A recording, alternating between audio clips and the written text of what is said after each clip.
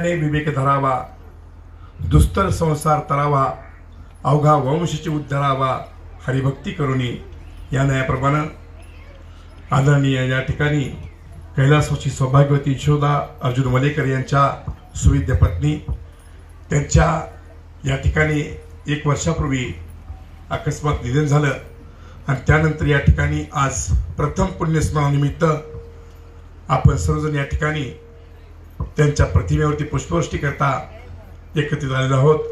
त्या निमित्तानं आज या ठिकाणी हरिभक्तपरायण संस्थान महाराज सूर्यवंशी यांच्या छानपैकी या ठिकाणी त्यांच्या स्मृती जागवण्याकरता, आई आपल्याला कळण्याकरता या ठिकाणी त्यांनी त्यांच्या या शब्द समनातून या ठिकाणी आपल्याला आत्मबोध केलेला आहे। त्याचप्रमाणे वलेकर कुटुंब या ठिकाणी त्यांचे 3 मुलं, दादा यांच्यावरती त्यांचं खूप अपार प्रेम होतं। येणाऱ्या प्रत्येक त्यांची एक संस्कृती चांगली छान होती, कारण या ठिकाणी त्यांच्याकडे येणाऱ्या कुठल्याही व्यक्तीला त्यांनी आदर सत्कारानं चहा पाणी दिल्याशिवाय येथून सोडत नव्हती। तीच परंपरा त्यांच्या मुलांनी पाठीमागे चाललेली आहे।